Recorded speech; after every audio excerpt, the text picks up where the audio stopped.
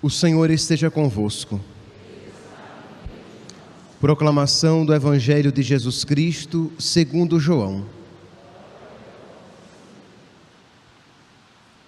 Naquele tempo, estando à mesa com seus discípulos, Jesus ficou profundamente comovido e testemunhou: em verdade vos digo, um de vós me entregará.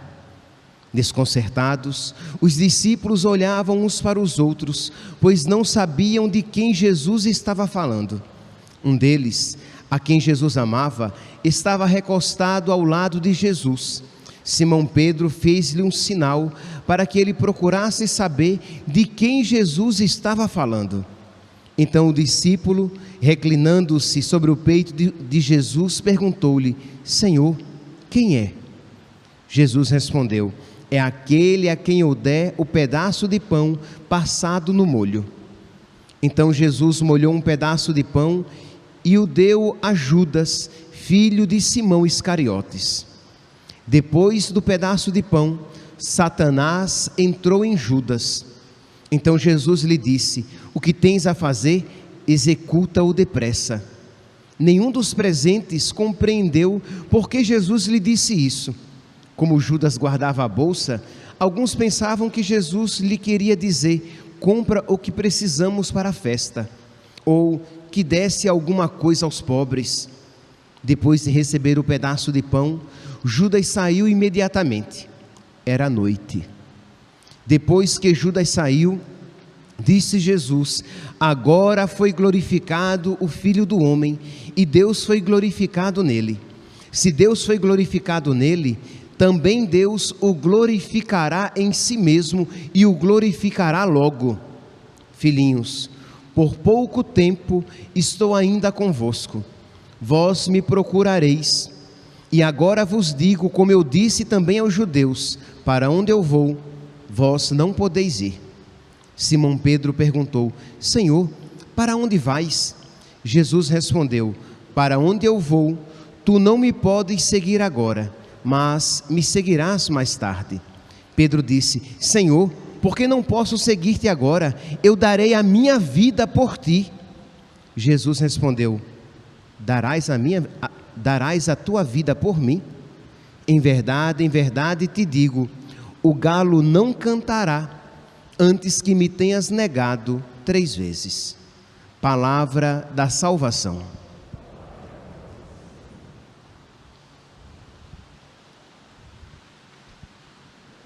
Caríssimos irmãos e irmãs, a liturgia de hoje é já o texto do Evangelho, é já uma antecipação da Quinta-feira Santa, porque é o relato do que naquele dia acontece, mas porque é um mistério tão grande que nós não podemos meditar todo ele em um só dia, de modo que a igreja antecipa algumas partes para que nós já comecemos a meditá-lo. Pois bem, hoje então Jesus, com seu coração amoroso, com seu coração cheio de amor e de misericórdia, com o intuito de nos dar, de nos amar até o fim, dando-nos inclusive a si mesmo na Eucaristia, Jesus então, com o coração tomado de dor, faz 2 afirmações. Que 2 afirmações tristes. Imagine, Jesus está falando aqui dos apóstolos, a quem ele tudo ensinou, e ninguém aqui pode ter dúvidas de que Jesus ensinou com perfeição. Jesus está falando aqui para os apóstolos que viram o seu amor, a sua bondade, a sua paciência, a sua misericórdia. Pois bem, aos seus amigos, Jesus diz, João capítulo 13, versículo 21, em verdade que vos digo, um de vós me entregará. Isso no versículo 21. No versículo 38, Jesus diz, em verdade eu vos digo, o galo não cantará antes que tenha antes que me tenha negado por 3 vezes.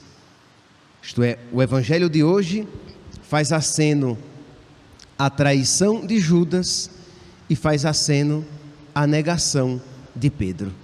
E diz aqui que quando os apóstolos ouvem isso, eles começam a se perguntar: serei eu? Neste sentido, aqui é algo importante, demonstra um certo contato com o seu mundo interior. Isto é, quando os apóstolos começam a se perguntar: serei eu? Serei eu? Será que serei eu?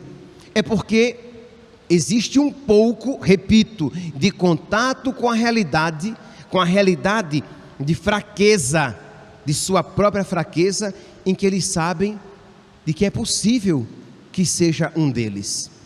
Isso aqui, meus santos, é de grande importância para nós, para que nós não nos esqueçamos de que ninguém está seguro da sua própria salvação, de que ninguém aqui, a começar pelo padre que está pregando, ninguém aqui tem certeza e segurança de que não vacilará, de que não negará nosso Senhor, de que não o trairá. Então esta consciência nos fará mais responsáveis, nos fará mais vigilantes, nos fará mais humildes e nos fará mais orantes. Se eu sei que eu posso vacilar a qualquer momento, vigiai e orai. Nós iremos vigiar e orar. Nós iremos suplicar a nosso Senhor que nos conceda a graça da perseverança final, que nos conceda a graça de combater o bom combate a cada dia. Combater o bom combate não é apenas travar uma batalha, mas terminar toda a guerra. E toda a guerra consiste em toda a nossa vida. A cada dia, vamos, como se diz a expressão popular, vamos matando um leão. A cada dia vamos travando uma batalha. Você termina um dia, você agradece ao Senhor por ter lhe dado forças e ter permanecido fiel. Você começa um novo dia e você suplica a nosso Senhor as graças de que você precisa para que você não o traia, para que você não o negue. E se você por acaso no final do dia percebeu que o traiu, que o negou, você precisa buscar o perdão de nosso Senhor para poder recomeçar. Pois bem, os apóstolos então têm esse primeiro impulso, essa primeira atitude de querer saber quem é. E Jesus Cristo aqui, neste primeiro relato da negação, da traição, Jesus se referia a Judas. Judas, meus santos, que foi ordenado por nosso Senhor. Nós estamos falando de um amigo de nosso Senhor. Judas, que comungou, que recebeu o nosso Senhor. Então nós não estamos falando aqui de uma pessoa estranha, nós estamos falando de um apóstolo. Agora é interessante que isso não aconteceu apenas agora não, tá? Se vocês pegarem lá em João 6, que cronologicamente é 1 ano antes deste relato de hoje, em João 6, Jesus já dizia que entre vós há um que é um diabo. Isto é, já há 1 ano, Judas já tinha fechado o seu coração para Deus. E nosso Senhor não o recusou, não o abandonou. Nosso Senhor continuou com ele durante 1 ano, tentando ganhar o seu coração. Isto é, nosso Senhor não desiste de ninguém, como não desistirá de nenhum de nós. Pois bem, então Judas aqui sai e vai concluir o seu projeto. Aí nós voltamos os nossos olhos para Pedro. Pedro aqui que está aquele início de contato consigo mesmo já passou. Pedro agora está novamente o fogoso, o entusiasmado Pedro. É verdade, ele amava e amava muito nosso Senhor, mas ainda estava imaturo, né? O seu amor ainda não tinha fincado raízes profundas, de modo que ele, presunçoso, isto é, cheio de presunção, sem contato com a sua miséria, isto é, quando eu falo de uma pessoa que não tem contato consigo mesma, é uma pessoa que não se enxerga, é uma pessoa que não vê que é pó e que ao pó voltará. É uma pessoa que não percebe que sem Jesus ela não pode nada. Uma pessoa sem contato com a realidade, ela não reza. Uma pessoa que não reza é porque ela não, ou ela é ímpia, ou ela não tem contato consigo mesma, isto é, ela acha que pode viver sem rezar. Ela acha que dá conta de perseverar até o fim sem oração, sem vida íntima com nosso Senhor, sem receber adequadamente os sacramentos, sem receber os sacramentos com piedade. Pois bem, Pedro então, quando Jesus começa a dizer que ele vai morrer, ele diz: eu vou para um lugar em que vós não podeis ir. Pedro pergunta: Senhor, para onde vais? Jesus diz: para onde eu vou, tu não podes me seguir agora. E aí Pedro, cheio de si e sem contato nenhum com a sua pequenez, diz: Senhor, porque eu não posso te seguir agora, eu darei a minha vida por ti. E Jesus olha para ele, cheio de misericórdia, e diz: tu darás a vida por mim? Não, Pedro, infelizmente, tu não darás a vida por mim, mas antes que o galo cante, tu me negarás 3 vezes. O Evangelho de São Marcos, que nós ouvimos no domingo passado, neste domingo, São Marcos diz que Pedro não apenas negou, mas Pedro jurou e praguejou: eu nem sequer conheço esse homem. Diante da serva do sumo sacerdote, ele jurou e praguejou: eu nem sequer conheço esse homem. Meus irmãos, se nós quisermos que esta palavra frutifique em nós, nós precisamos com toda a verdade reconhecer diante de Deus que nós podemos ser como Judas, que nós podemos ser como Pedro, que nós podemos trair ou negar nosso Senhor, e que os nossos pecados, inclusive os pecados veniais, isso atestam. Todas as vezes que nós pecamos, nós negamos nosso Senhor. Todas as vezes que nós pecamos, nós preferimos os algozes, isto é, nós preferimos aqueles que maltrataram nosso Senhor, nós preferimos o diabo a Jesus. Todas as vezes. Ah, padre, mas eu não sinto que isso aconteça. Mas saiba, meu santinho, que independentemente do seu sentimento, é isso que acontece. Todas as vezes que você peca, e aqui eu me refiro não apenas aos pecados mortais, todas as vezes que você peca, você prefere o diabo a Deus. Todas as vezes que você peca, você ama aqueles que bateram em nosso Senhor e recusa aquele que por você apanhou.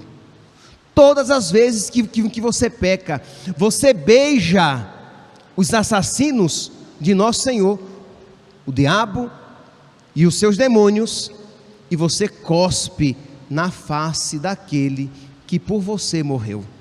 Esta é uma realidade independentemente dos nossos sentidos.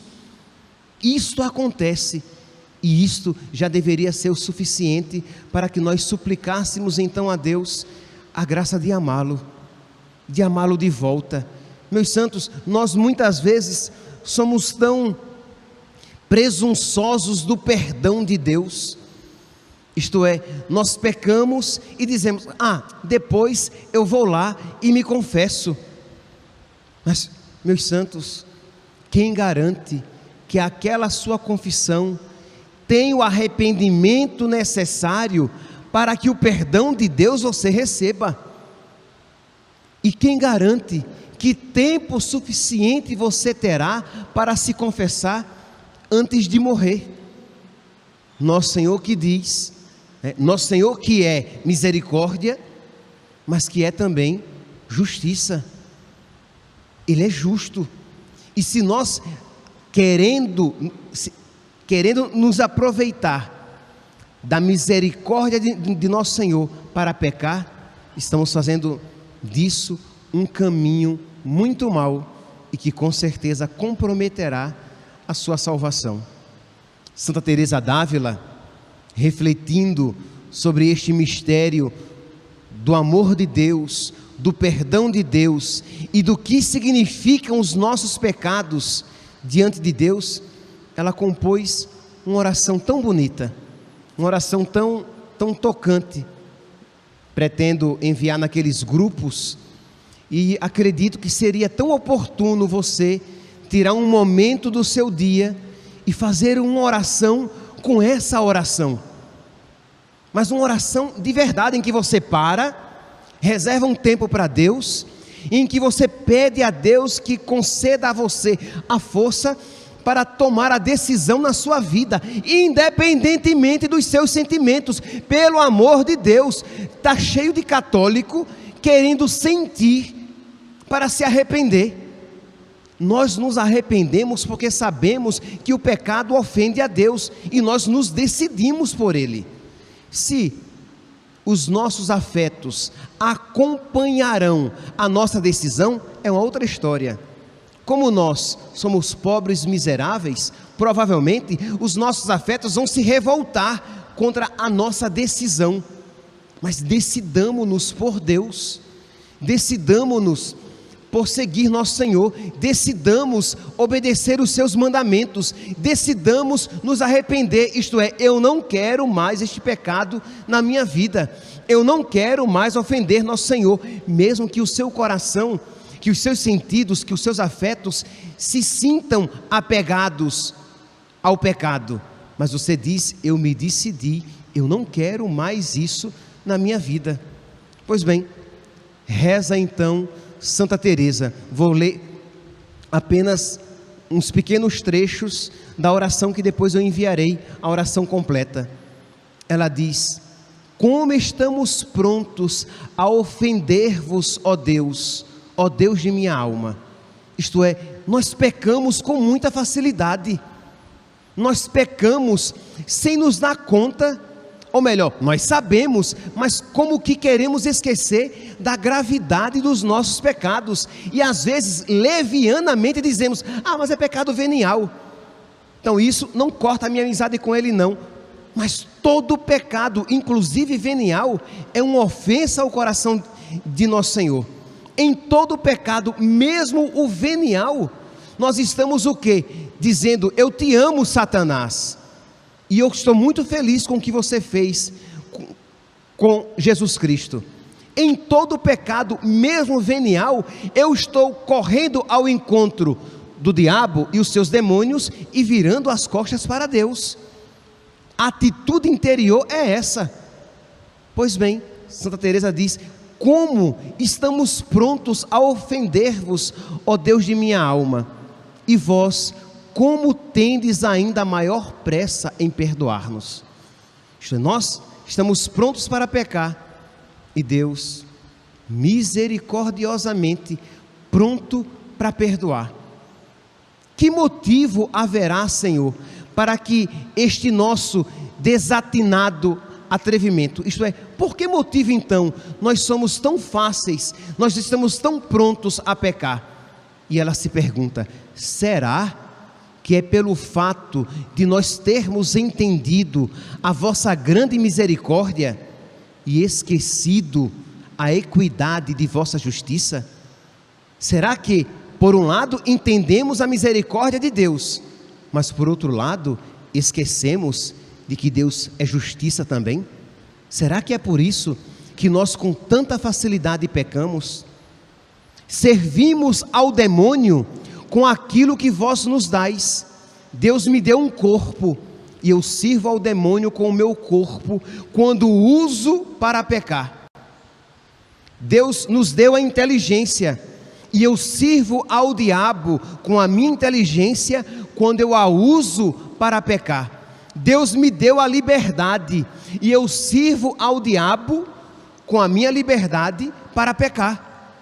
Isto é, Deus me deu algo bom e com aquilo eu sirvo ao diabo, o inimigo de Deus. Continua: pagamos o grande amor que nos tendes, amando quem vos odeia e vos odiará para sempre.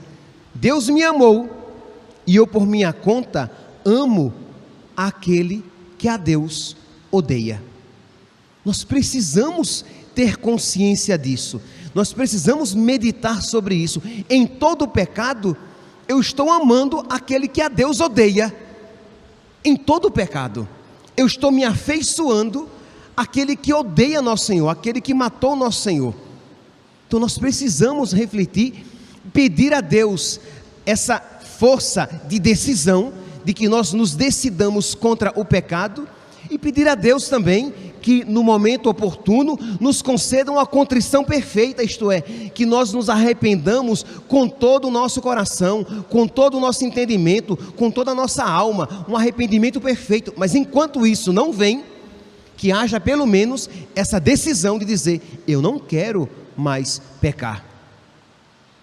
Por nós, Senhor, derramastes o sangue, sofrestes flagelos, os tormentos mais atrozes, as mais cruéis dores, e nós tomamos por companheiros e amigos os mesmos que assim tão mal vos trataram. Sou amigo daqueles que flagelaram nosso Senhor. Imagine a ofensa. Quando você é amigo de alguém e você sabe que aquele seu amigo é amicíssimo de uma pessoa que lhe fez tanto mal, você não fica meio incomodado? Gente, como é que eu posso ser amigo dessa pessoa se essa pessoa bateu na minha mãe, chamou-a de prostituta, cuspiu na sua cara, chutou-lhe o ventre, arrastou-a pelos cabelos no chão? Como é que eu posso ser amigo dessa pessoa que fez tão mal à minha mãe? Não dá. Eu não posso ser amigo dessa pessoa que fez isso com a minha mãe. E como é que eu posso ser amigo do diabo e seus demônios, que muito pior fizeram ao Filho de Deus, que me amou e por mim se entregou? Meus irmãos, peçamos a Deus que abra a nossa inteligência, para que nós vejamos de uma maneira nova esta realidade, para que nós possamos dar o primeiro passo, decidir, que nós nos decidamos por Deus, para amar a Deus de todo o nosso coração e odiar o pecado e o diabo e os seus demônios com toda a nossa força. Louvado seja nosso Senhor Jesus Cristo, para sempre seja louvado.